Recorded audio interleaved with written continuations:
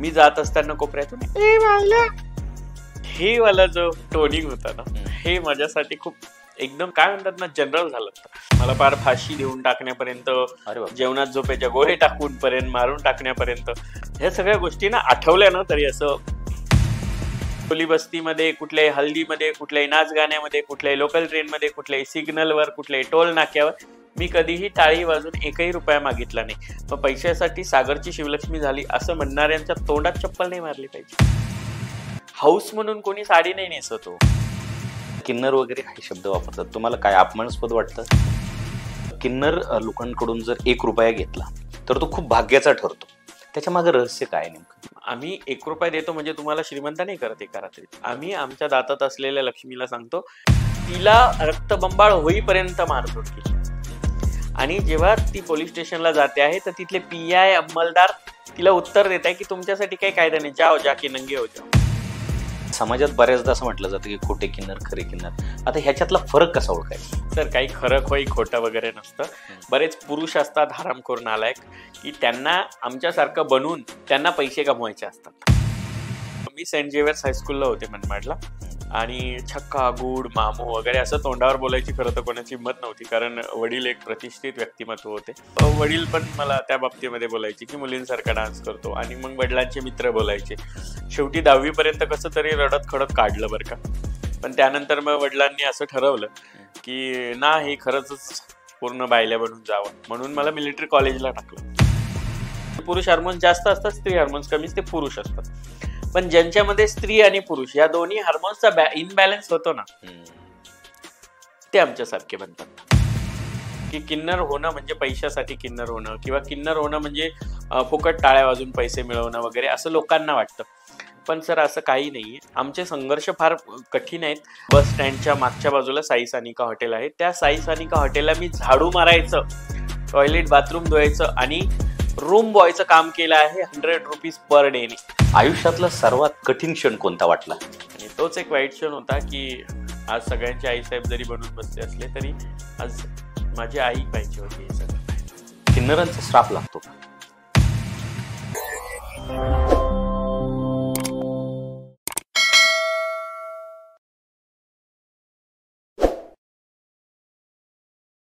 जय महाराष्ट्र मंडळी, मी PK भांडवलकर. चहा with सत्ता या कार्यक्रमामध्ये पुन्हा एकदा तुम्हा सर्वांचं मी मनपूर्वक स्वागत करतो. तर मंडळी, आज आपण भेटणार आहोत एका विलक्षण, दैवी आणि प्रेरणादायी व्यक्तिमत्वाला. साधनेतून समाजासाठी प्रेम, शक्ती आणि करुणेचं तेज पसरवणाऱ्या आईसाहेबांचं आयुष्य म्हणजेच अध्यात्माची अनुभूती. आजच्या या खास संवादात आपण जाणून घेणार आहोत त्यांच्या वैयक्तिक प्रवासाची कहाणी. चला तर मग सुरू करूयात हा दिव्य प्रवास. शिवलक्ष्मी, श्रद्धा, शक्ती आणि समृद्धीचा अनुभव. तर मंडळी, आजचा पॉडकास्ट खूप महत्त्वाच्या विषयावर आहे आणि खूप इंटरेस्टिंग होणार आहे, त्यामुळे शेवटपर्यंत नक्की बघा. सबस्क्राईब केलं नसेल तर प्लीज सबस्क्राईब करून घ्या आणि बेल आयकॉन दाबायला विसरू नका. आईसाहेब नमस्कार. हर हर महादेव, जय श्री महाकाल. खूप खूप धन्यवाद सत्ता मंचाचे की आपण मला आमंत्रित केलात. आज बाबा महादेव बोलतील, माझ्याकडनं बोलवून घेतील आणि मी तुमच्याशी सत्ता मंचाच्या माध्यमातून प्रेक्षकांच्या प्रश्नांची उत्तरं देईल. पहिला प्रश्न विचारतो, कशा आहात? मी नेहमी सांगते लोकांना की येस, मी नेहमी छान असते. मी लोकांना विचारते कसे आहात, बरे आहात ना? बिकॉज मी ऑलवेज हॅपी असते. आपल्या ऑडियन्ससाठी छोटासा एक परिचय करून द्या. सर्वांना माहिती आहे, माझा परिचय करून देण्याची गरज नाही, पण औपचारिकता म्हणून मी खरं तर परिचय करून देते. जय श्री महाकाल. मी महामंडलेश्वर डॉक्टर शिवलक्ष्मी नंदगिरी, अर्थात तुमच्या सर्वांची लाडकी आई साहेब. तुम्हा सर्वांना माहितीच आहे की दशमहाविद्या, तंत्र साधना याबरोबरच माझ्या स्पिरिच्युअल अर्थात आध्यात्मिक आणि सामाजिक कार्यासाठीही मी डॉक्टरेट घेतली. त्याबरोबरच वेगवेगळ्या विषयांसाठी वेगवेगळ्या पुस्तकांचा खजिना गोळा केला आणि त्या पुस्तकांच्या खजिन्यातून मिळत असलेली माहिती तुमच्यासोबत मी शेअर करते आहे. अशीच नवीन माहिती ती आज मी तुमच्यासोबत सत्ता मंचाच्या माध्यमातून शेअर करणार आहे. आईसाहेब, आपलं बालपण कसं गेलं? फार दुःखात गेलं खरं तर. पण मी एका सामान्य मध्यमवर्गीय कुटुंबामध्ये जन्म घेतला आहे. आई आणि वडिलांचा पहिला मुलगा, ज्याचं नाव सागर होतं. आणि बरेच जण म्हणतात की जुन्या आयुष्यातल्या आठवणी नका उकरत जाऊ, परंतु जिथून सुरुवात झाली ते कधी विसरायचं नसतं असं म्हणतात. बरोबर आहे. आणि माझी आई, जिजाबाई आणि वडील यांनी मला खूप छान लाडात वाढवलं. मुळातच काय होतं की माझ्या आईला डान्सची आवड होती आणि देवभक्तीची आवड होती. माझी आई खूप मोठी शिवभक्त होती आणि त्यामुळेच मी शिवभक्तीमध्ये वळाले, लहानपणापासून दैवी भक्तीमध्ये गेले आणि आईच्या डान्सच्या आवडमुळे मला आईने भरतनाट्यम आणि कथ्थकचे क्लासेस लावले. सोबत घरात टीव्हीवर लावण्या लागायच्या आणि जे डान्स सुरू झाला तर हे जे हातांचे हावभाव माझे फिरतात ना, हे खरं तर तेव्हापासून सुरू झाले आणि जे आयुष्यात 7 वर्षानंतर ते 13 वर्षापर्यंत जे हार्मोनल चेंजेस व्हायला सुरुवात होतात ना, ते हार्मोनल चेंजेस माझे खूपच फेमिनाईन होत गेले. आणि मग मी सेंट झेवियर्स हायस्कूलला होते मनमाडला आणि छक्का, गुड, मामू वगैरे असं तोंडावर बोलायची खरं तर कोणाची हिंमत नव्हती, कारण वडील एक प्रतिष्ठित व्यक्तिमत्व होते आणि वडिलांना बरेच लोक त्या आदर सन्मानामुळे कदाचित क्रॉस करू शकत नव्हते, म्हणून मलाही तसं कोणी त्रास देत नव्हतं. परंतु गुपचूप गुपचूप तुम्हाला माहिती आहे की शाळेमध्ये एक मी जात असताना कोपऱ्यातून ए बायला, हे वाला जो टोनिंग होता ना, हे माझ्यासाठी खूप एकदम काय म्हणतात ना, जनरल झालं होतं. आपली समाज रचनाच तशी आहे. नाही, समाजाला नावं ठेवून काय करणार हो? काय होतं माहितीये का, सुरुवात खरी आपल्या घरापासून असते. बरोबर. कारण मी डान्स करायचे तर वडील पण मला त्या बाबतीमध्ये बोलायचे की मुलींसारखा डान्स करतो आणि मग वडिलांचे मित्र बोलायचे. शेवटी 10वी पर्यंत कसं तरी रडत खडत काढलं बरं का. पण त्यानंतर मग वडिलांनी असं ठरवलं की ना, हे खरंच पूर्ण बायल्या बनून जावं, म्हणून मला मिलिटरी कॉलेजला टाकलं. अरे बाबा. आणि मी नाशिक शहरामध्ये पुण्यभूमीमध्ये मी मिलिटरी कॉलेजला शिकलीये 5 वर्ष. माझं ग्रॅज्युएशन मिलिटरी कॉलेजला झालं आणि बघा तो काय माहित नाही मर्दानीपणा आला की नाही आला, पण आज मी तुमच्या समोर अशी आहे.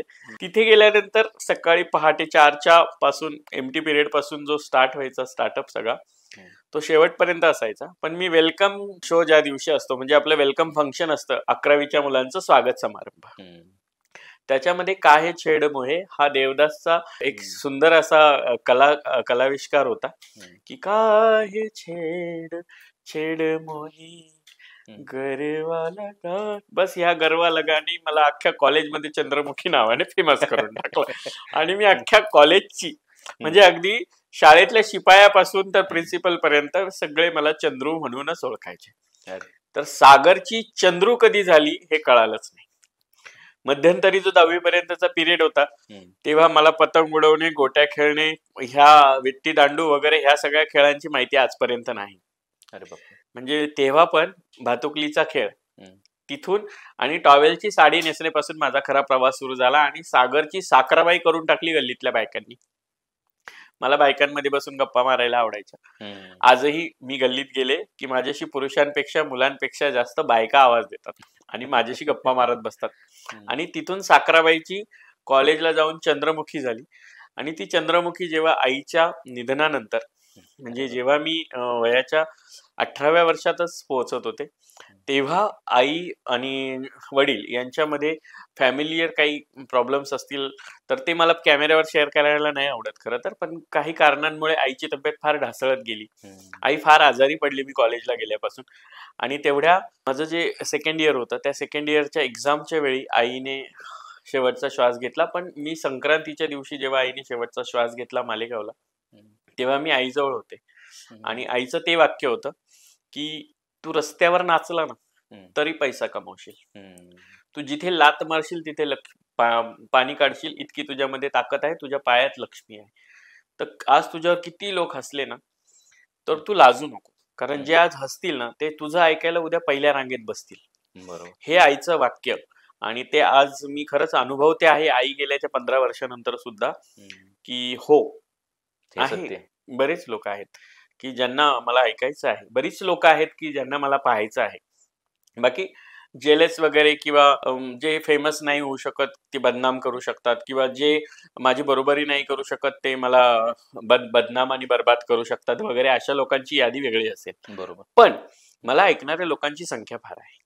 तर मी जिथे जाते तिथे लोकांना मला ऐकायचं असतं, म्हणून कुठेही स्टेजवर गेली की आधी माईक माझ्या हातात येतो.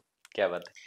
आणि ते आईचं वाक्य खरंच सत्यात उतरलं आणि ते आजपर्यंत मी कंटिन्यू करते आहे की आई गेल्यानंतर लगेचच आईच्या 10व्या दिवशी वडील गेले एका ऍक्सिडेंटमध्ये आणि आईचं 13वं त्या दिवशी वडिलांची शेवटची यात्रा होती. आणि तेव्हापासून काय तो सागरचा, साखराबाईचा आणि चंद्रमुखीचा अंत होता आणि शिवलक्ष्मीच्या आयुष्यात नवीन पदार्पण होतं. घरामध्ये त्रास आणि प्रॉपर्टी आई वडिलांनी कमवून ठेवलेली भरपूर, आणि त्या प्रॉपर्टीसाठी मग लहान्या भावांचा त्रास. मग त्यातही लहाना भाऊ म्हणजे एकच असा होता नालायक, तो अजूनही तो तसाच नालायक आहे. म्हणजे अजूनही मी आता बोलते तर कदाचित खाली येऊन कमेंट पण करेल, इतका नालायक आहे. त्याच्यावरती अगदी मानहानीचा दावा सुद्धा दाखल केला. अगदी म्हणजे आज जर मी तो फक्त मानहानीच्या दाव्याची एक नोटीस पाठवली तर त्याला अंगावरच्या कपड्यासहित सगळं विकलं तरीही तो माझा मानहानीचा दावा भरून देऊ शकत नाही. बिकॉज एका महामंडलेश्वरासोबत समोर तुम्ही कमेंट करत आहात. बरोबर. याची जाण त्याला नाहीये. बिकॉज त्याचा भाऊ सागर जो होता तो त्याने केव्हाच 2011 मध्ये मारून टाकला होता. आणि 2012 नंतर मी घर सोडून दिलं. अगदी तुम्ही विश्वास करणार नाही मला आता पाहून, पण बऱ्याच लोकांना हे सगळं माहिती आहे. शिर्डी सारख्या ठिकाणी मी 113 रुपये खिशात घेऊन घर सोडून निघून गेले होते अंगावरच्या कपड्यावर, मनमाडवरून. आणि तिथे साई सानिका नावाचं हॉटेल आहे, कुणीही कधीही चौकशी करू शकतं. बस स्टँडच्या मागच्या बाजूला साई सानिका हॉटेल आहे. त्या साई सानिका हॉटेलला मी झाडू मारायचं, टॉयलेट बाथरूम धुवायचं आणि रूम बॉयचं काम केलं आहे 100 रुपीज पर डेने. आणि ते दिवस मी पाहिलेत. अगदी मला दुपारी जेवणाला 10 रुपये मिळायचे, ते 10 रुपये माझ्या खिशात वाचतील आणि महिन्याला 300 रुपये मी गोळा करू शकेल म्हणून मी बस स्टँड पासून कुठल्या भोजनालयाला शिर्डीमध्ये आज फुकट जेवण आहे ह्याचा विचार करायची. म्हणजे त्या 10 रुपयाची किंमत आजही मला तेवढीच आहे. बरोबर. कारण त्या 10 रुपयाने ह्या शिवलक्ष्मीला रुपयाची किंमत कळवली. आणि हे भावामुळे झालं, त्या नालायक भावामुळे. आणि अजूनही म्हणजे दिसलं की बदनाम करायचं. आणि मग कमेंट्स काय असतात माहिती का, हा सागर शिंदे आहे. मी आता सांगितलं नाही तुम्हाला मी सागर होतो, सांगितलं मी. बरोबर. मग हे लपवण्यासारखं काही ठेवलंच नाही. मी माझ्या आयुष्याचं अख्खं पुस्तक सागर मंथन एक दुहेरी जीवन प्रवास मधून लोकांना सांगून मोकळी झाली. मी काहीही न लपवलेली व्यक्ती आहे. मी सगळं लोकांना सांगितलं माझ्या आयुष्यात घडलेलं. आणि तिथून मी जेव्हा खूप काही जमा करायला लागले, मी आदर्श विद्या मंदिरला ऍज अ टीचर म्हणून गेले. त्यानंतर मी कोपरगाव मधल्या एका ब्रँडेड स्कूलमध्ये ऍज अ टीचर म्हणून नोकरी केली. अरे. माझं MA BEdचं शिक्षण कम्प्लीट केलं. आणि त्यानंतर मला असं वाटलं की नाही, आता हे सगळं कमवतोय आपण, पण हे कोणासाठी द्यायचंय. बरोबर. हा भाऊ असा नालायक आहे, लहान्याला काही किंमत देत नव्हता. बहीण तिच्या सासरी होती.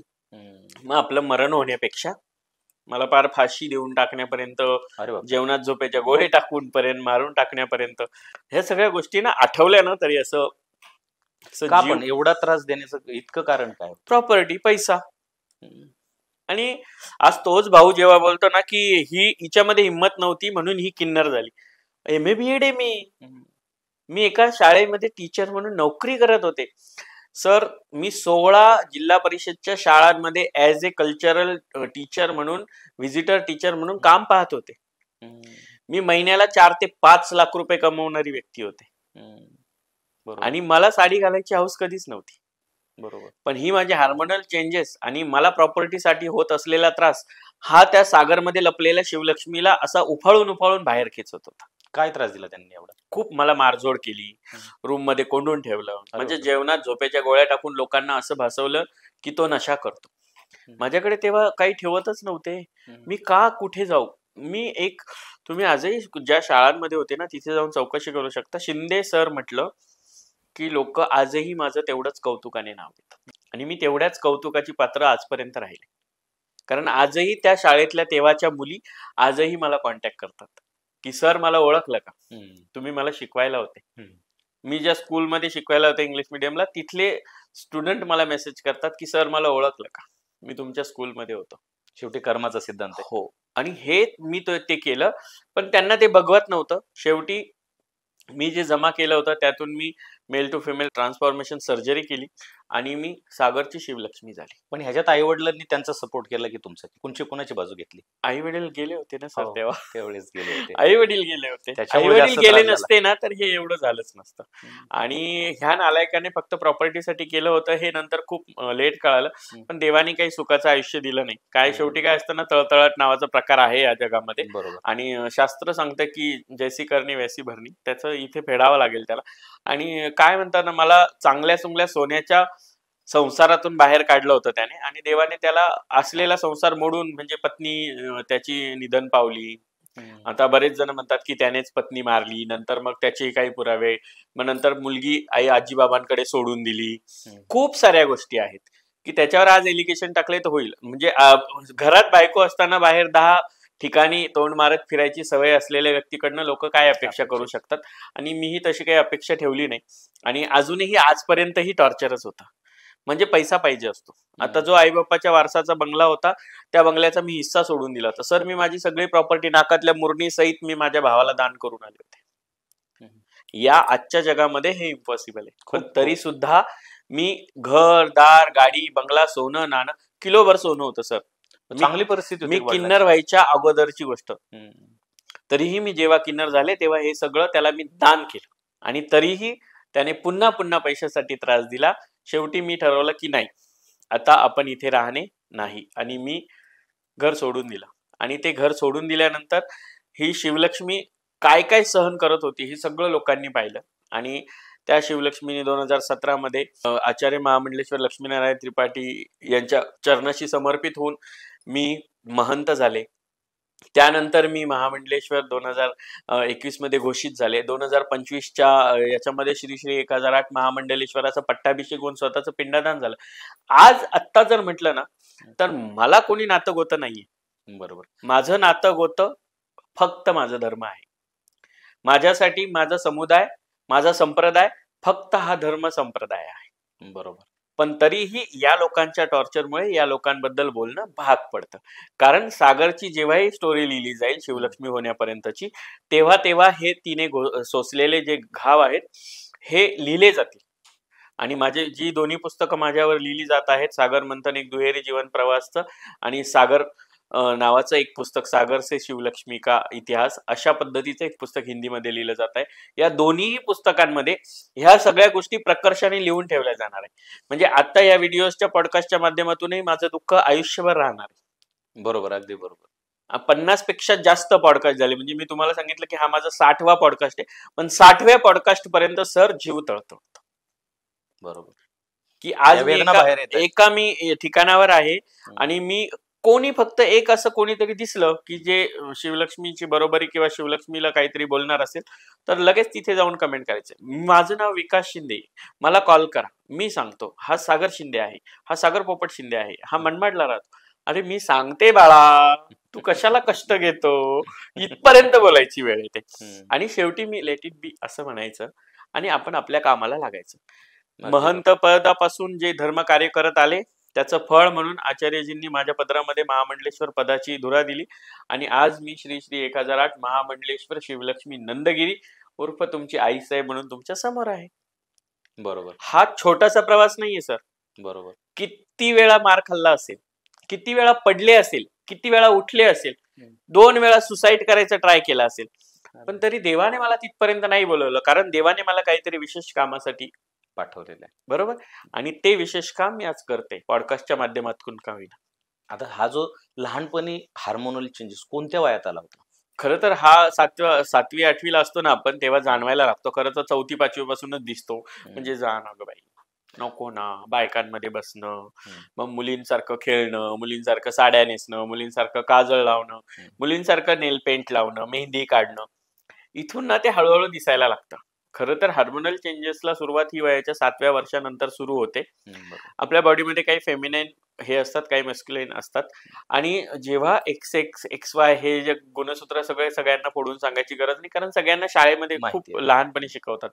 तर तशाने मुलगा मुलगी असे जन्म होतात. आणि त्यातल्या त्यातही 1 करोडामध्ये एक असा असतो की जो डायरेक्टली समुदायाशी रिलेटेड, म्हणजे ना पुरुष ना स्त्री म्हणून जन्माला येतो. बट जे फिमेल किंवा मेल बॉडीमध्ये जन्म घेतात, मग ते आमचे ट्रान्समेन भाऊ असतील आता किंवा आमच्या ट्रान्सवुमन बहिणी असतील, ह्या सगळ्यांना खूप संघर्षातून बाहेर पडावं लागतं, खूप संघर्ष करावा लागतो. वयाच्या 13व्या वर्षापासून त्यांना ह्या सगळ्या गोष्टी ज्या आहेत ना त्या सहन कराव्या लागतात.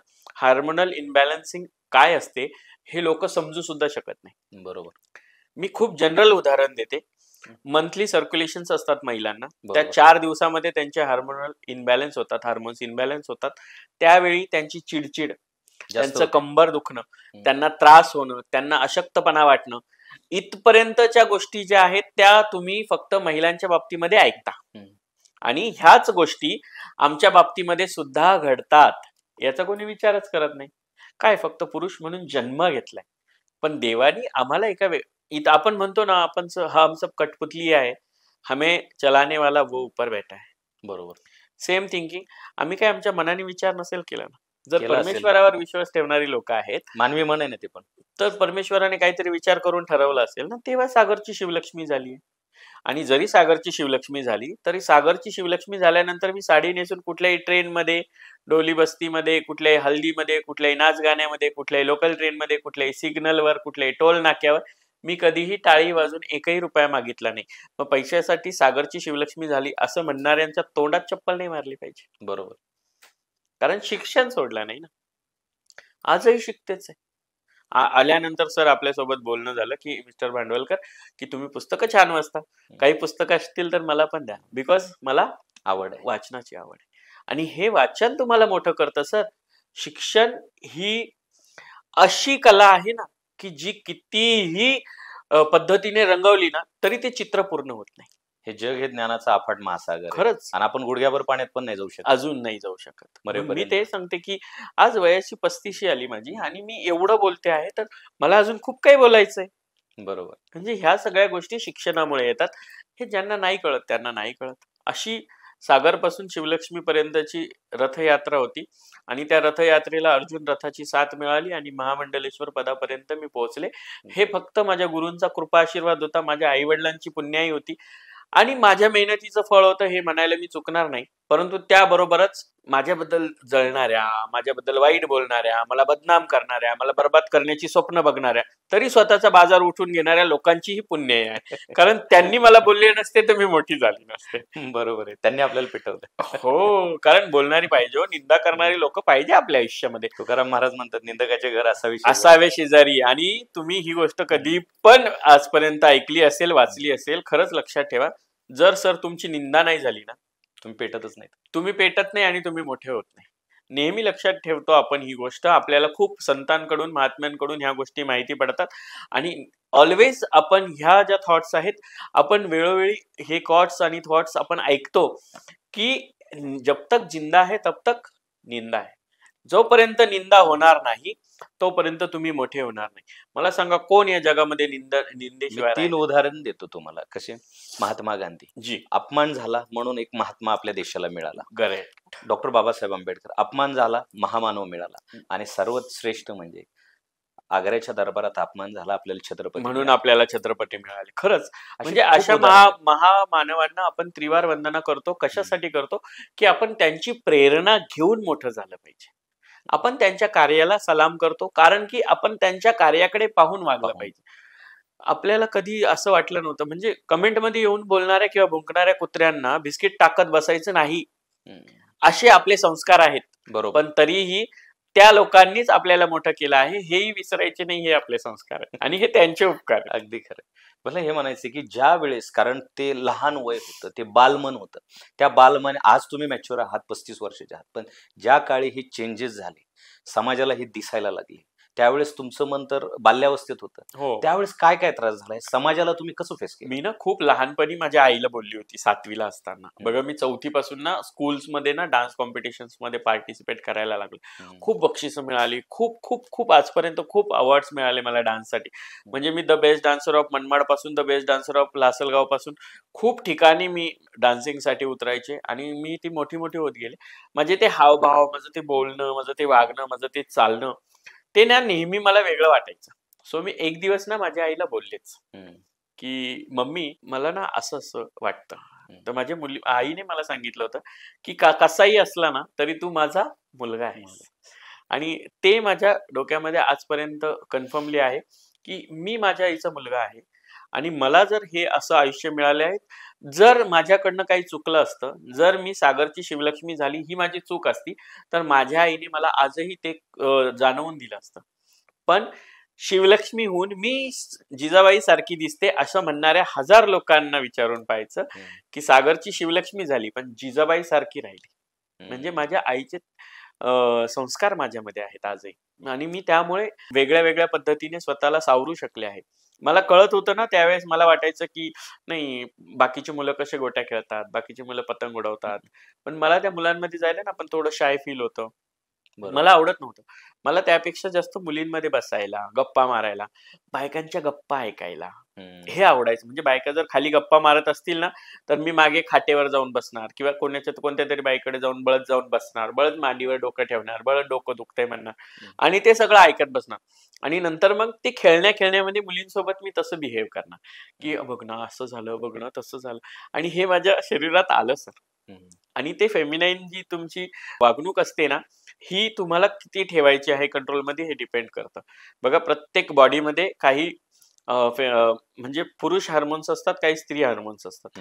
ज्यांच्यामध्ये स्त्री हार्मोन्स जास्त असतात, पुरुष हार्मोन्स कमी असतात ना, त्या स्त्रिया असतात. पुरुष हार्मोन्स जास्त असतात, स्त्री हार्मोन्स कमी, ते पुरुष असतात. पण ज्यांच्यामध्ये स्त्री आणि पुरुष या दोन्ही हार्मोन्सचा इनबॅलन्स होतो ना, ते आमच्यासारखे बनतात. हे आधी समजून घेणं गरजेचं आहे. हाऊस म्हणून कोणी साडी नाही नेसतो. बरोबर. साडी नेसणं म्हणजे काही एवढं सोपं नाहीये. पण ते निसर्गाचीच प्रक्रिया आहे ना, त्याला मी तेच सांगते ना की ह्याच्यात असं काही वेगळेपणाने बघण्यासारखं मला नाही वाटत की त्यात काय. हो, पण हे आपण सुशिक्षित आहात, आपण या सगळ्या गोष्टींबद्दल ज्ञान ठेवता म्हणून आपण या गोष्टी बोलू शकतात. पण या अडाणी लोकांना कोण समजून सांगणार? खरंय. आजकाल ही जेनजीची आता जमाना आहे. जे एज्युकेटेड मुलं आहेत ना, त्यांचं एज्युकेशन त्यांना काय शिकवतं माहितीये का, की मेल, फिमेल आणि हे अशा पद्धतीने फेमिनाईन किंवा मस्क्युलाईन बॉडीज असतात.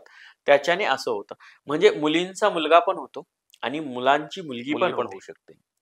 पण कोणाच्या हातात नाहीये ना. नाहीये. पण हे त्यांच्या हार्मोन्सवर डिपेंड करतं. आणि त्यांचा जन्म हा हार्मोन्सच्या इम्बॅलन्समुळे, काही गोष्टींमुळे होतो. म्हणजे फॅक्टरीमध्ये डिफॉल्ट असतो तेव्हा प्रोडक्ट अशी तयार होतात. पण ते तिथपर्यंत पोहोचत नाही सर. दोष आमचा. म्हणजे तुम्हाला श्राप आहे म्हणून तुम्ही किन्नर झालात.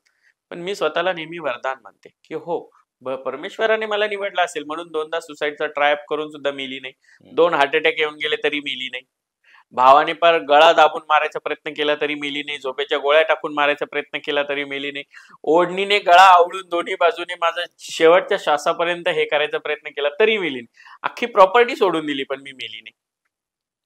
इट मीन्स काहीतरी कारणासाठी मला वाचवलंय परमेश्वराने. अगदी खरं. आणि मला वाटतं की आता मी ते करते. पण आता हे झालं कुटुंबातनं, ह्याच्यातनं त्रास. पण ज्यावेळेस लोकांना जसं जसं माहिती व्हायला लागली, लोकांच्या प्रतिक्रिया कशा होत्या? नाही, मी लोकांना काय केलं, जेव्हा मी माझं ट्रान्सफॉर्मेशन सुरू केलं ना सर, त्यावेळी मी युट्यूबवर होते. माझं महामंडलेश्वर डॉक्टर शिवलक्ष्मी आईसाहेब नावाने जे आज चॅनल चालतं ना, तेच युट्यूब चॅनल माझं अगोदर फक्त शिवलक्ष्मी नावाने होतं. आणि ते शिवलक्ष्मी नावाचं जे चॅनल होतं ना, त्या शिवलक्ष्मी नावाच्या चॅनलवर मी माझ्या लहानपणापासूनची जी आता स्टोरी सांगते ना, ती स्टोरी अशी कंटिन्यूस सांगत आले. आणि एक दिवस अचानक 8 ऑगस्टला मी लोकांसमोर डायरेक्टली फिमेल ड्रेसिंग मध्ये आले आणि त्यांना सांगितलं की हे माझं सत्य आहे. आजपासून तुम्हाला सर्वांना मला असं पाहिजे. नाही ते ह्याच युट्यूबच्या आणि सोशल मीडियाच्या लोकांनी मला शर्ट पॅन्टवर पण पाहिलंय, मला लुंगीवर पण पाहिलंय, मला पंजाबी ड्रेसवर पण पाहिलंय आणि आज ते मला साडीवर पण पाहत आहे. त्यामुळे मला लाज वाटत नाही की मी काय होते, काय झाले हे सांगायची. कारण हे माझ्या आयुष्यातलं एक सत्य होतं जे मी खूप छान पद्धतीने इथपर्यंत पोहोचवलंय. आता आजही समाजामध्ये किन्नरांविषयी भरपूर गैरसमज आहेत. पण काय वाटतं तुम्हाला ह्याबद्दल की काय असायला पाहिजे? समाजाचं अज्ञान आहे सर ते. काय माहिती का, जे देव, देश, धर्म अशा गोष्टी बोलणारे लोक आहेत ना, त्या लोकांनी आधी हा विचार केला पाहिजे की जर तुम्ही देव, देश, धर्म या गोष्टींबद्दल बोलत असाल तर तुम्हाला शास्त्र, पुराण, उपनिषद यांच्याबद्दल पण विचार करावा लागेल. धर्मग्रंथांबद्दल पण विचार करावा लागेल. कुठून आहोत आम्ही? अहो, ज्यावेळी भगवान ब्रह्मदेवांनी सृष्टीची निर्मिती केली तेव्हा त्यांच्या कमंडलू मधून पहिला जन्मच या किन्नरांचा झाला. मग त्यांना रिप्रोडक्शन होत नव्हतं. मग त्यांनी किन्नरांमधून किन्नरी आणि किन्नर वेगळे केले. मग किन्नरी आणि किन्नर दोन्हीही नपुंसक, मग पुन्हा रिप्रोडक्शन नाही झालं. मग त्यांनी किन्नरी मधून नारी आणि किन्नर मधून नर काढला सर. आणि तेव्हा तुम्ही जन्माला आले हे लोक विसरून जात आहेत. ही सृष्टी आमची तयार झाली होती सर्वात आधी. किन्नर सृष्टीमध्ये तुम्ही लोकांचा जन्म झाला, आमच्यातून तुम्ही आलात, तुमच्यातून आम्ही नाही आलो. हे धार्मिकतेमध्ये लिहिलेल्या गोष्टी आहेत, धर्मशास्त्रामध्ये या गोष्टींचे उल्लेख आहेत. त्यानंतर लोकांना फक्त काय माहिती का, महाभारतामध्ये शिखंडी राजा होते, बृहन्नळा होती आणि लोकांना रामायणामध्ये प्रभू श्री रामचंद्रांनी दिलेलं वरदान एवढंच माहिती. थोडस स्कंद पुराणात जा, गरुड पुराणात जा, हम्म. तुम्ही थोडेसे फिरून फिरून या भागवत पुराणात जा. तुम्ही श्रीमद भागवत पुराणामध्येही आमचं वर्णन आहे. तुम्ही श्री शिव महापुराणामध्येही आमचं वर्णन आहे. अर्धनारी नटेश्वरापासून तर तुम्ही आम्ही आमचं स्वरूप नसतं अर्धनारीश्वराचं, तर कुंभमेळेच नसते. एवढी गर्दी करून जातात. कुंभमेळा कुणामुळे? जर प्रभू नारायणांनी मोहिनी स्वरूप घेतलं नसतं, मीन्स पुन्हा बघा क्रॉस ड्रेसिंग, मोहिनी स्वरूप घेतलं नसतं तर ते अमृत कलशाचे 4 थेंब पडले नसते आणि कुंभमेळा झाला नसता. उगच गर्दी करताय, ते आमच्यामुळे झालं. ही किन्नर समुदायाचं महत्व आहे. बरोबर. बृहन्नळा जी एवढा बलशाली अर्जुन, ज्यांचं अज्ञातवासामध्ये क्रॉस ड्रेसिंग करून ज्यांनी बृहन्नळा स्वरूपामध्ये नर्तकी म्हणजे नाचा यांच्या भाषेमध्ये त्याचं काम केलं, म्हणजे त्या अर्जुनने क्रॉस ड्रेसिंग केली, म्हणजे त्यावेळी आमचं वर्णन आहे. बृहन्नळा ही किन्नर नर्तकी झाली होती. बरोबर बरोबर. प्रभू श्रीरामचंद्रांच्या वरदानाबद्दलच माहिती की प्रभू श्रीरामचंद्रांनी वरदान दिलं आणि हे झालं. अहो, महाभारतामध्ये शिखंडी राजा नसते तर भीष्म पितामह आज एक शय्येवरच नसते, महाभारत संपलंच नसतं. कारण त्यांना तर अमरून वरदान होतं. आणि त्यांचं ते वरदान तोडण्यासाठी शिखंडी राजांचा वापर केला गेला. आमच्या खांद्यावर ठेवून बंदूक चालवली गेली. बरोबर. श्रीकृष्णाने सांगितलं. हो, स्वतः श्रीकृष्ण स्वतः जेव्हा अर्जुनांना भगवद्गीतेमध्ये सांगतात की हे पार्थ, बरोबर, की हे पार्थ, याला जर तुला मारायचं असेल तर आधी तुला याला याच्या वरदानातून मुक्त करावं लागेल. आणि त्याचं वरदान मुक्त करण्याचं शस्त्र तुझ्या समोर रथात उभं आहे. ते आहेत राजा श्रीखंडी, जे ना नर आहेत ना नारी आहे. बरोबर. आणि त्या शिखंडीच्या खांद्यावर बाण ठेवून बाण चालवले गेले. तेव्हा भीष्म पितामहांना शय्येवर लेटवता आलं आणि महाभारत निशस्त्र ह्याच्यावर युद्धावर वार केला जात नाही, पण तिथं तो करावा लागला. पण हे श्रीखंडीमुळे झालं. जर शिखंडी नसते तर हे झालं नसतं, महाभारत पूर्ण झालं. दुर्योधन जिंकला असता. हो. आणि हे एकच माणूस भीष्म पितामहांनी सगळं संपवलं असतं पांडवांना. त्यांच्यात तेवढी शक्ती होती. म्हणूनच सांगते की जर शिखंडी राजांच्या खांद्यावर बंदूक ठेवली नसती तर आज महाभारत पूर्णच झालं नसतं. आज संपूर्ण विनाश असतं. तुम्ही बघा, द्वापर युगात जा, त्रेता युगात जा किंवा तुम्ही सतयुगामध्ये जा, सगळीकडे किन्नरांचं सगळीकडे वर्णन आहे. बघा, भगवान श्रीकृष्णजींचा जेव्हा जन्म झाला होता तेव्हा नंदलालाजींच्या घरी सुद्धा आमच्या पूर्वजांनी बधाई मागितली होती जन्माची. बरोबर. प्रभू श्री रामचंद्रजींचा जन्म झाला होता तेव्हा सुद्धा. मग लोक म्हणतील फक्त हिंदू धर्माबद्दल बोलताय. नाही, पुन्हा एकदा सांगते, पाली भाषेमध्ये तथागत भगवान गौतम बुद्धांचा शांतीचा संदेश देणाऱ्या सिद्धार्थ गौतमाचा जेव्हा जन्म झाला होता तेव्हा पाली भाषेतले तुम्ही वर्णन वाचा. जेव्हा महामाया प्रसूती करत होत्या त्यावेळी तिथे वर्णन आहे की नारद आणि किन्नर अशा पद्धतीच्या सगळ्या देवादिकांचा तिथे फुलांचा वर्षाव होत होता. तेव्हा सिद्धार्थ तथागत गौतम बुद्धांचा जन्म झाला. हे पाली भाषेत सुद्धा वर्णन आहे. 2500 वर्षापूर्वींच घ्या तुम्ही. खूप शास्त्रात नाही जायचंय तुम्हाला, तर 2500 वर्षापूर्वींचा जेव्हा बुद्धिझमशी रिलेटेड गोष्टी सुरू झाल्या त्यावेळेसचे तुम्ही काही अतदी भव, बुद्ध अँड हिज धम्म, अरे काही पुस्तकांमध्ये वाचन करा की. पुस्तकांमध्ये वाचन नाही करायचं आणि तुम्ही फक्त म्हणायचे ये हिजडे साले. नाही बाबा, हम लोग नाही होते तो आप लोग नाही होते. नाही, आता धर्म, आता जो आपण महाभारताचा रेफरन्स दिला, धर्म वाचवण्यासाठी करेक्ट राजा शिखंडीला पुढे आणण्यात आलं ना. इतकं महत्व का दिलं गेलं होतं? नाही तर धर्म वाचला नसता ना. तेच. आणि म्हणूनच ते धर्माचं कार्य करण्यासाठी 2016 पासून किन्नरांना धर्मशास्त्राप्रमाणे किती महत्व आहे हे आचार्य महामंडलेश्वर लक्ष्मीनारायणजी त्रिपाठीजी यांनी समजून सांगितलं साधू संतांना, महंतांना, आखाड्यांना.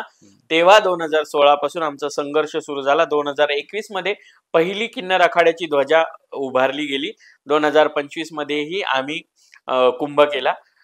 आम्ही श्री पंचदशनाम जुना आखाडा सोबत किन्नर आखाडाची स्थापना होऊन आंतरराष्ट्रीय किन्नर आखाडा शाही पेशवाई आखाड्यांसोबत करतो. श्री पंचदशनाम जुना आखाडा जो सगळ्यात मोठा आखाडा आहे त्यांच्या सोबत किन्नरांना शाही स्नानाचा, ज्याला अमृत स्नान आता म्हटलं जातं, त्या अमृत स्नानाचा मान मिळतो. हे आत्ता कुठेतरी लोकांना कळायला लागलंय की देव, दानव, यक्ष, गंधर्व, किन्नर, संत, अप्सरा, साधू, संन्यासी, तदनंतर नरनारी. इतिहासात जावं लागेल. हे जर जाणून घ्यायचंय ना, वरवर पाहून चालणार नाही.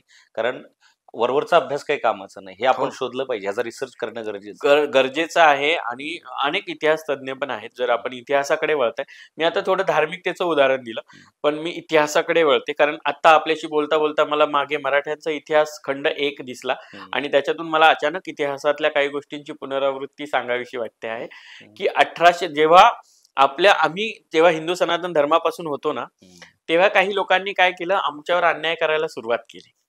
हळूहळू त्या अन्यायामुळे काय झालं की आम्ही थोडेसे बाजूला पडत गेलो. मग मुघलांचं पोर्तुगीज आले, सगळे आले, डच आले, ग्रीक्स आले. मग जेव्हा मुघल आले ना, मुघलांनी काय केलं की ये लोक ना औरत है ना मर्द इनको रखो हमारे औरतों के पास काम पे. मग त्यांनी त्यांच्या पाखाण्यामध्ये ठेवलं, त्यांनी त्यांच्या बायकांच्या गुलामीत ठेवलं, त्यांनी त्यांचे सिपा सालार बनवलं, त्यांनी कोषाध्यक्ष बनवलं, सल्लागार बनवलं आणि त्यांनी त्यांच्या सगळ्या मुघल साम्राज्यामध्ये किन्नरांना धर्मांतरण करून किन्नरांना सामील केलं आणि तेव्हा हिजडा या शब्दाची उत्पत्ती तिथून लोकांना माहीत झाली. ओके. नाही तर हे किन्नर देवताच होते. आणि पुढे जेव्हा मुघल्स गेले, त्याच्यानंतर मुघलांनंतर जेव्हा आपल्याकडे ब्रिटिशर्स आले, त्या ब्रिटिशर्सनी 1872 मध्ये एक कायदा केला, ज्याच्यामध्ये स्त्री आणि पुरुष नाहीत म्हणून यांना फक्त मुघलांच्या राज्यामध्ये यांनी असं असं काम केलं गुलामीचं, म्हणून आम्हाला एक बहिष्कृत जमात म्हणून घोषित केलं. आम्हाला गावाच्या बाहेर काढून दिलं आणि आम्हाला गावाच्या बाहेर काढून दिल्यानंतर आमच्याबद्दल लोकांमध्ये गैरसमज तयार व्हायला सुरुवात झाली की यांची मय्यत केली की चपलेने मारतात, मय्यत पाहिली की शुभ असतं, यांचा जन्म असा होतो, यांचा जन्म तसा होतो, सगळं सगळं सगळं आमच्याबद्दल बोललं गेलं. हे लोकांमध्ये गैरसमज पसरले 1872 नंतर. हे खोटं आहे सगळं? नाही, 1872 नंतर पसरले, पण तुम्ही आमच्यापासून गावाच्या बाहेरचा संबंध ठेवला, हे सगळं खोटं आहे हो. मला सांगा, कोणी आपले आईबाप मेल्यानंतर कोणी त्यांना चपलेने मारेल का? कसं मारेल? सेम आमच्यामध्ये आमचे गुरु गोसावी सगळे जर आमचे कोणी जर त्यांचं जर शरीर शांत होत असेल तर आम्ही का त्यांना मारू? आणि आम्हाला या गोष्टीचा अभिमान आहे की आम्ही किन्नर देवतांच्या योनीमध्ये कार्यरत आहोत. म्हणून मी खूप विचार करते, 84 लक्ष योनी नंतर स्त्री किंवा पुरुष देह मिळतो, मी दोन्हींची मज्जा घेतली. हे महत्व आहे किन्नर देवतांचं, हे लोकांना समजत नाहीये. आणि ते पुढे 1872 नंतर लोकांमध्ये गैरसमज आणि हळूहळू मग हे आलं. आता 1993 मध्ये सर तुम्हाला सांगते, 1993 मध्ये पिटिशन दाखल झाली, तेव्हा आमच्या जैनब पटेलजी अर्थात राधिका नंदगिरीजी त्यांनी पुढे येऊन जेव्हा ह्या सगळ्या गोष्टी प्रोसीड करायला सुरुवात केल्या, देन आफ्टर आम्ही इंडियन्स झालो. मग आम्हाला मेल फिमेल ट्रान्सजेंडर्स किंवा अदर्स कॅटेगरी आली, त्यानंतर आम्हाला आधार कार्ड आले, नंतर आम्हाला मतदानाचा अधिकार आला 2014, नंतर 2019 मध्ये आमच्यासाठी पण कायदा असावा म्हणून ट्रान्सजेंडर प्रोटेक्शन ऍक्ट आला. नाहीतर काय होतं, नालसा जजमेंटने 2019 तृतीयपंथी हक्क संरक्षण कायदा केला. बरोबर. आज आम्हाला हिजडा, किन्नर, बायल्या, चक्का, गूढ, मामू किंवा आमच्यासोबत कुठल्याही पद्धतीने आम्हाला अब्यूज करणे, टीज करणे, टॉर्चर करणे, आम्हाला कुठल्याही पद्धतीने सामाजिक दृष्टिकोनातून आमची बदनामी करणे किंवा कुठल्याही पद्धतीने आमच्या जुन्या गत आयुष्याबद्दल आमची टिप्पणी करणे, याबद्दल transgender protection act section 18C प्रमाणे तुमच्यावर गुन्हा दाखल होऊ शकतो. अगदी बरोबर. कायदा कडक झाला. हो, आणि हे आत्ता लोकांना माहित नाहीये, बऱ्याच जणांना हे आता बदलत चाललंय सर. तेव्हा हळूहळू आमच्या लोकांना आता सन्मान मिळत चाललाय आणि तो सन्मान कायम आता पुढे जेवढे लोक सुशिक्षित होतील, त्याच्याकडे एक पॉझिटिव्ह दृष्टीने पाहतील तर हे बदलेल, अजून बदलेल. त्याच्यासाठी तुम्ही पुढे येऊन ह्या गोष्टींचं लोकांना गैरसमज दूर केले पाहिजेत, हे मला असं वाटतं वैयक्तिक. खेड्यांमध्येही बघा, माझे पार्टनर आहेत, तर तुम्ही बघा खेड्यामध्येही सुद्धा या सगळ्या गोष्टी लोकांपर्यंत व्यवस्थित नव्हत्या, लोकांना माहित नव्हत्या. तरीही शिवलक्ष्मी सारख्या एखाद्या किन्नराने खेड्यामध्ये जाऊन सून व्हावं आणि तिने नंतर पुढे येऊन आज 5 वर्ष 3 महिने कंप्लीट 2 दिवस झाले सर की तो संसार अविरत सुरू आहे. हे करून दाखवावं लागतं, फक्त बोलून नाही चालत. आणि मला वाटतं की हा संघर्ष आहे सगळा किन्नरांचा. आणि आत्ता कुठे लोकांना आमच्याबद्दल माहिती, कारण धर्मशास्त्रापासून इतिहासापासून आतापर्यंतचा स्ट्रगल आहे. बरोबर. एकटे शिवलक्ष्मीचा नाहीये, अख्ख्या शिवलक्ष्मी आहेत, सगळ्यांनी स्ट्रगल केलाय सर.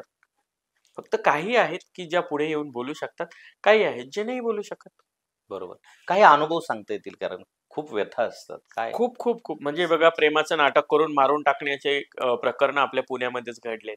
राशी नावाची एक किन्नर होती जी आपल्या पिंपरी चिंचवडच्या ग्रीन स्क्वॉड मध्ये काम करायची आणि तिच्यासोबत प्रेमाचं नाटक एकाने केलं. अनेक वर्षांपर्यंत तिच्याकडनं खूप लुबाडणूक केली आणि तिला खूप सगळ्या गोष्टींनी लुबडून घेतल्यानंतर एक दिवस स्वतःहून म्हसवडला बोलवलं. साताऱ्याजवळ म्हसवड आहे आणि तिथे बोलवून आणि तिच्यासोबत जेवण खावण करून तिच्या अंगावरचे सगळे दागदागिने काढून तिच्याच पदराने तिचाच गळा दाबून तिला मारून टाकलं गेलं आणि एवढा मोठा दगड तिच्या कमरेला वायरीने बांधून तिला एका तळ्यात टाकून दिलं गेलं होतं. आणि जेव्हा ते बाहेर आलं, जेव्हा ते कळालं, तेव्हा याच प्रियकराने असं सांगितलं की तिने मला लग्नाचा तगादा लावला म्हणून मी तिला मारून टाकलं. अरे तू इतकी वर्ष तिच्या जीवावर बसून खाल्लं होतं, तेव्हा तिने तगादा नाही लावला आणि तू आता तिच्याकडनं तुला पैसा मिळत नाहीये तेव्हा तू तिचे दागदागिने काढून तिला मारून टाकलं. वाईट आहे. हे अशा पद्धतीचे सर गोष्टी ऐकल्यात. त्याच्यानंतर आत्ता आपल्या पिंपरी चिंचवडमध्ये काही घटना घडलेल्या आहेत. त्याच्यानंतर आपल्या पिंपरी चिंचवडच्या बाहेर जा तुम्ही. आता तेजू पुणेकर नावाची आपल्या पुण्यातली एक मुलगी आहे, ती ज्या एरियामध्ये राहते त्या एरियातले शेजारी पाजारी लोक सुद्धा तिला इथे किन्नर राहते किंवा हिजडा राहते म्हणून तिला त्रास देतात, टॉर्चर करतात. ती एक डिझायनर आहे, उत्कृष्ट कलाकृती करते, छान सगळ्या गोष्टी हँडीक्राफ्ट सगळ्या गोष्टी बनवते आणि आर्ट्स अँड क्राफ्टचं तिचं खूप छान काम चालतं. तरी सुद्धा त्या मुलीला, एका ट्रान्स वुमनला शेजारच्या गल्लीतल्या बायका येता जाताना घाणघाण बोलणार, तिला त्रास देणार.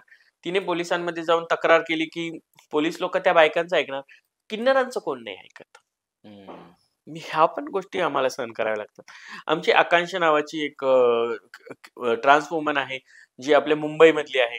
म्हणजे 2-3 बायकांनी फक्त वाहन लावण्याच्या कारणावरनं तिला रक्तबंबाळ होईपर्यंत मारझोड केली आणि जेव्हा ती पोलीस स्टेशनला जाते आहे तर तिथले PI अंमलदार तिला उत्तर देत आहे की तुमच्यासाठी काही कायदा नाही, जाओ जाके नंगे हो जाओ. अरे बाप. आणि जेव्हा मी तिथे जाऊन रात्री 11 वाजेपासून पहाटे 3 वाजेपर्यंत झगडा करून त्यांना CCTNS मध्ये ट्रान्सजेंडर प्रोटेक्शन ऍक्ट समजून सांगावा लागतो, तेव्हा त्यांना कळतं की हा ट्रान्सजेंडर प्रोटेक्शन हिजड्यांसाठी पण कायदा आहे. हे तेव्हा माहिती पडतं सर. ह्या गोष्टी लोकांना कळत नाही. नेवासेजवळ एका किन्नराला फक्त पैसे दिले नाही म्हणून, गाडी घेण्यासाठी दसऱ्याला पैसे दिले नाही म्हणून मागच्या वर्षी अगदी खिशातल्या चाकूने तिचं कान, नाक सगळं फाडून टाकण्यात आलं होतं. अरे बापरे. पोलिसांनी त्याबद्दल कधीच दखल घेतली, तिची तक्रार सुद्धा घेतली नाही. ह्या अशा किती असंख्य व्यथा सांगू तुम्हाला की ज्या गोष्टींबद्दल बोलू सुद्धा शकत नाही. तुम्हाला वैयक्तिक काय अनुभव आले? वैयक्तिक काय होतं सर माहिती की मी पहिल्यापासून बोलणारी, पण तरीही मला पण टॉर्चर झालं. मी युट्यूबला होते ना, युट्यूबला असताना मी जेव्हा माझी लाईफ स्टोरी शेअर करायची, कुणीतरी मला भेटलं, मी कुणाला तरी मुलगी मानलं, तिने मला आई मानलं, त्या मुलीची बाजू घेणं प्रत्येक आईचं कर्तव्य असतं. आणि त्याबद्दल जेव्हा मी बोलायचा हे केला तर काही 2-4 बायकांनी मिळून मला ट्रोल करायचा किंवा त्रास द्यायचा, माझ्याबद्दल घाणघाण बोलायचा, तो ट्रेंड चालू केला होता. पण शेवटी त्यांना त्यांची चूक कळाली. शेवटी काय झालं सर, खूप बायकांना एकच व्यक्ती जेव्हा ट्रोल करते, सगळ्या बायका गोळा केल्या, तिला जाऊन बदाडली आणि ही मी लाईव्ह कॅमेऱ्यावर एक्सेप्ट करते. बिकॉज इथपर्यंत सहन होतं सर. नाकाच्या वर पाणी गेलं ना तर कोणीच सहन नाही करू शकत. बरोबर. मी तर 2च झापड मारल्या, पण त्या बायकांनी धू धुतली. का? कारण एक स्त्री दुसऱ्या स्त्रीचे जेव्हा चारित्र्याचे लक्तरे उडवते ना सर, तेव्हा फार शरम वाटते. माझ्यासारख्याला काय, मी नेहमी म्हणत असते, मी बदनाम आहे, मला कितीही बदनाम केलं तरी माझं नावच होणार आहे. क्योंकि जो बदनाम नहीं हो सकता उसका नाम नहीं होता. हे सिंपल वाक्य लक्षात आहे. म्हणजे मी हे सुद्धा अनुभव घेतले. खूप आजही टीजली खूप साऱ्या गोष्टी असतात की मी जर एखाद्या कार्यक्रमामध्ये चीफ गेस्ट म्हणून जाते किंवा एखाद्या कार्यक्रमामध्ये मी जाते, आता माझ्या नावापुढे डॉक्टर लागलं ना तरी 100 जणांना प्रश्न पडतो, ये काय की डॉक्टर है, आप कौन से जानवर की डॉक्टर हो, आप डॉक्टर कब बनी? अरे बाबा MA झालंय माझं, मी ठरवलं तर PhD करून 4-5 डॉक्टर घेऊन बसेल. मला काम काय, मला अभ्यास करायचा आहे आणि मला प्रबंध सादर करायचे. बरोबर. मी तेवढी क्वालिफाईड आहे. ज्यांना गल्लीत कुत्र विचारत नाही ते येऊन विचारतात, आप काय की डॉक्टर आहे, कब डॉक्टर बनी? अहो असं लिहिलंय, हायलाइट्सला टाकलेले, मानद डॉक्टरेट घेताना, PhD ची डॉक्टरेट घेताना सर्टिफिकेट्स असे चिपकवलेत मी की हे माझे सर्टिफिकेट्स आहेत. मला लोकांना सांगायची गरज नाही, लावलंय माझ्या नावापुढे डॉक्टर, मी आहे डॉक्टर. ज्याला विचारायचं त्याने समोर येऊन विचारा. करेक्ट? म्हणजे इतक्यापर्यंत संशय लोक. अहो लोक, मी महामंडलेश्वर झाल्यावर लोकांनी सोडलं नाही तर, अरे बापरे अचानक महामंडलेश्वर, अचानक. तुम्हाला काय वाटलं फक्त ममता कुलकर्णीची कॉन्ट्रोवर्सी झाली? नाही हो, जे सोशल पर्सन असतात ना त्यांना खूप सोसावं लागतं. आणि ते मी सोचलंय. ही महामंडलेश्वर झाली, हिने एका बाईला मारलं, ही महामंडलेश्वर झाली, हिने एका बाई त्या बाईला का मारलं याचं रिझन पण अहो 10-15 बायकांना जर अगदी टॉर्चर करून करून जीव देण्यापर्यंत एखादी व्यक्ती घेऊन जाते, त्या बायकांना एकत्र करून तिथे समोर नेऊन उभं करणं म्हणजे अन्याय झाला का माझा? अहो हे धर्म झाला माझा, की त्या सगळ्या बायकांना ती बाई सापडून दिली, ही तुमची गुन्हेगार आहे.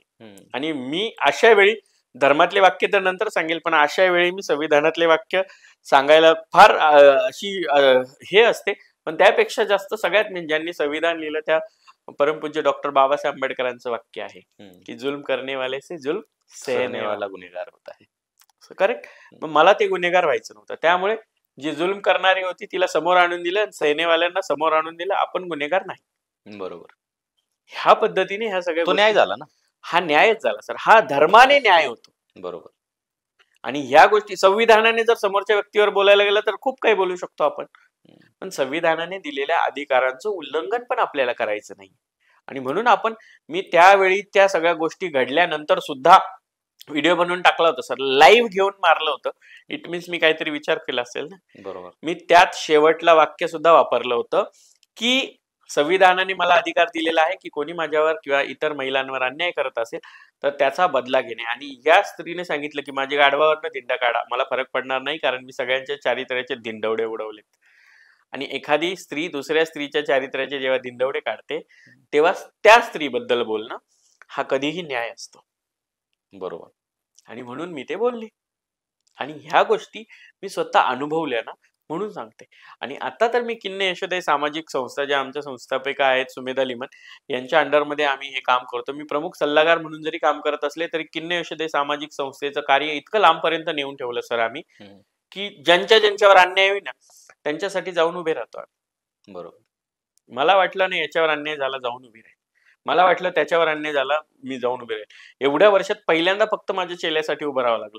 नाहीतर कोणावरही अन्याय हो, कोणावरही, ज्यांना मी ओळखतही नसेल, कुठल्या घराण्याशी रिलेटेड, कुठल्या पंथाशी रिलेटेड, संप्रदायाशी रिलेटेड, अशा सगळ्यांसाठी मी आजपर्यंत जाऊन उभी राहील. कारण सर सामाजिक कार्य त्यासाठी दिलंय, हे धर्माचं कार्य आहे. बरोबर. गुरुकृपा कशी लाभली? गुरुकृपा फार म्हणजे मी तुम्हाला सांगते, आचार्य महामंडलेश्वर लक्ष्मीनारायण त्रिपाठीजी. खरं तर मी आराधी आणि जोगती संप्रदायातून पुढे आले. जेव्हा आई वडील होते तेव्हा मी तुम्हाला सांगितलं जसं स्टार्टिंगला की आई देवधार्मिक होती. आमच्या घरामध्ये पहिल्यापासून सगळ्या देवधार्मिक लोकांचं उठणं बसणं होतं. आणि त्यानंतर जेव्हा आई येऊन गेली त्यानंतर मी त्या धार्मिकतेमध्ये होते. आणि हळूहळू मग आराधी जोगती संप्रदायाशी रिलेट करत गेले आई वडील असताना पासून. ते हळूहळू सर्वात आधी तर महामंडलेश्वर होत्या पायल नंदगिरी, ज्या माझ्या आराधी आणि जोगती संप्रदायाशी रिलेटेड गुरुपदावर बसतात. आणि त्यानंतर मी किन्नर अखाड्याशी संलग्न झाले तेव्हा आचार्य महामंडलेश्वर डॉक्टर लक्ष्मीनारायणजी त्रिपाठी, ज्या आता आंतरराष्ट्रीय किन्नर अखाड्याच्या आचार्य पदावर आहेत, त्या माझ्या आज गुरु आहेत. आणि मला आई म्हणून पण, माझी आई गेल्यानंतर पण मला आई लाभल्या. महामंडलेश्वर पार्वती नंदगिरीजी, ज्या एका धुळे घराण्याचा संपूर्ण वारसा चालवत आहे आणि त्यांच्याकडे सर्व धर्मकार्य या खूप छान पद्धतीने लिहिल्या पार पडतात. अशा खूप छान छान लोकांचा मला कृपाशीर्वाद मिळाला. आणि मला वाटतं की मला रोज गुरु मिळतात सर. आज तुम्ही माझ्या समोर बसलात आणि तुम्ही मला जर 4 चांगली वाक्य सांगितली ना तरी तुम्ही माझे गुरु आहात. बिकॉज शिक्षणासाठी प्रत्येक वेळी कुठे ना कुठे एक गुरु उभा असतो. मुंगीपासून शिकतो आपण. हो, मुंगीपासून आपण साखरीचा कण कसा घेऊन जायचा हे सुद्धा शिकतो. वारुळ बनवायचं आपण शिकतो. शिस्तीमध्ये चालते, रांगेत चालते, ह्या सगळ्या गोष्टी. पण मला गुरुकृपा मिळाली ती आचार्य महामंडलेश्वर लक्ष्मीनारायण त्रिपाठींच्या स्वरूपामध्ये, की सर त्यांनी खूप काही दिलं मला. म्हणजे शिवलक्ष्मी एक तुटलेलं मडकं होतं. त्या मडक्याला पुन्हा चिखल करून त्या मडक्याचं पुन्हा एक मस्त नक्षीदार फ्लावर पॉट करण्यापर्यंतची जी सगळी श्रेय जाते ना, ती माझ्या गुरूंना आचार्य महामंडलेश्वर लक्ष्मीनारायण त्रिपाठीजींना, की ज्यांच्यासोबत मी खूप काही पाहत गेले, खूप काही शिकत गेले आणि आज फक्त त्यांच्या प्रेरणेने मी इथे आहे. आणि मला जेव्हा जेव्हा माझ्या आईची आठवण आली ना सर, तेव्हा तेव्हा मी माझ्या पार्वती आईंकडे धुळ्याला जाते आणि त्यांच्या गळ्यात पडून सांगते की आई मला आज खूप आठवण येत होती. आणि त्या आईंचं वाक्य असतं, मी आहे ना बेटा, बस सर त्यांच्यामध्ये जिजाबाई पाहते बरोबर. आणि माझ्या गुरु आचार्य महामंडलेश्वर लक्ष्मीनारायण त्रिपाठींमध्ये परमेश्वर पाहते. आता किन्नर समाजातील तरुणांना तुम्ही काय प्रेरणा द्याल, काय संदेश द्याल? मी त्यांना सगळ्यांना सांगेल, हात जोडून विनंती करेल कळकळीची, की फक्त शिक्षण घ्या. शिक्षण तुम्हाला खूप काही देतं सर, शिक्षण वाघिणीचं दूध आहे. खूप काही. जर तुम्ही शिक्षण घेतलत ना तर तुम्हाला साडी नेसून सुद्धा एका प्रोफेसर, एका प्रिन्सिपल, एका डॉक्टर, एका जज, एका वकील या पदांवर बसण्याची ताकद मिळते. बरोबर. आमच्या जोईता मंडल आहेत, त्या जज आहेत, प्रिन्सिपल आहेत, आमच्याकडे वकील आहेत, डॉक्टर्स आहेत. ते का आहेत? बिकॉज त्यांनी शिक्षण घेतलं. तर मी जे LGBTQ रिलेटेड जे पण पर्सन्स आहेत, मग ते लेस्बियन्स असो, गेज असो, ट्रान्स असो, बायोसेक्शुअल्स असो, सगळ्यांना ही विनंती करते की मेन तुम्ही शिक्षण घ्या. जर तुम्ही शिकलात ना तर तुम्ही आयुष्यामध्ये खूप काही मिळवाल. आणि बस त्या शिक्षणामुळेच मी इथे बसून एवढं बोलू शकते. आणि मला वाटतं की तुम्ही शिका तर तुम्ही आयुष्यामध्ये प्रगती करू शकाल. तुम्हाला खरंच पुन्हा पुढे हात पसरायची गरज नाही पडणार. बरं. आता किन्नर वगैरे हे शब्द वापरतात, तुम्हाला काय अपमानास्पद वाटतं? नाही, का वाटेल सर? देव, दानव, यक्ष, गंधर्व, किन्नर हे उपदेवतांच्या श्रेणीमध्ये आहे. मला फार अभिमान वाटतो किन्नर हा शब्द वापरायला. लोकांनी हिजरा हा शब्द सुद्धा लोकांनी अपमानास्पद करून ठेवलाय. हिजराचा मतलब काय आहे? हा एक तर अरेबिक वर्ड आहे. हिजराचा मतलब काय आहे की हिज राह म्हणजे एका वेगळ्या मार्गावर निघालेला, आपल्या कबिल्यापासून एका वेगळ्या मार्गावर निघालेलं व्यक्तिमत्व. म्हणजे आपलं स्वतःचं अस्तित्व मिळवण्यासाठी एका समाजापासून वेगळ्या मार्गावर चाललेली व्यक्ती. मग त्याला तुम्ही कसं हिजरा? हे पॉलिटिकल लोक असे सर्रास वापरतात. हिजड्यासारख्या बांगड्या भरल्या का, हे केलं का, ते आम्ही बांगड्या भरल्या म्हणजे आम्ही आमचं अस्तित्व नाही संपवलं. बरोबर. आम्ही टिकवलं. त्यामुळे ही शिवी म्हणून वापरताना हा सगळ्यात मोठा गलिच्छपणा लोकांनी बंद केला पाहिजे सगळ्यात पहिले. आणि मला नेहमी किन्नर या शब्दाचाही अभिमानच आहे आणि हिजरा या शब्दाचा पण अभिमानच आहे. बिकॉज हिजरा म्हणा किंवा किन्नर म्हणा, आहो तर आम्ही देवश्रेणीचेच. ते मी लोकांना ठामपणे सांगते. तुम्हाला एक दिवस हे मान्यच करावं लागेल की देव, दानव, यक्ष, गंधर्व, किन्नर हे उपदेवतांच्या श्रेणीमध्ये होते, आहेत आणि राहतील. आयुष्यातला सर्वात कठीण क्षण कोणता वाटला? खूप सारे कठीण क्षण होते सर आयुष्यात. सांगा की. तरी पण म्हणजे खूपच होते. पण सगळ्यात कठीण क्षण जर कुठला आयुष्यातला होता तर तो आई जायचा होता. तो माझ्या आयुष्याचा शेवट होता खरा. की त्याच्यानंतर मी पुन्हा सुरू होईल की नाही मला माहित नव्हतं, पण मी सुरू झाले. म्हणजे आता मला असं वाटतं की फार लोकांनी पाहिलं सर रडताना की आई हा विषय निघाला की मला त्रास होतो. पण तरीही आज मला वाटतं की मी माझ्या आईकडे पाहूनच आईसाहेब झाले. आणि तोच एक वाईट क्षण होता की आज सगळ्यांचे आईसाहेब जरी बनून बसले असले तरी आज माझी आई पाहिजे होती हे सगळं पाहायला. हा सगळ्यात म्हणजे आयुष्यातला असा मुमेंट होता माझ्या की तो नव्हता घडायला पाहिजे. माझी आई पाहिजे होती आता. बस. आयुष्यातला एखादा वाईट अनुभव कोणता? वाईट अनुभव रोजच येतात ते पण सांगते मी तुम्हाला. पण सगळ्यात वाईट अनुभव हा होता की मी खूप जीव लावला होता माझ्या भाऊ भाऊजाईला.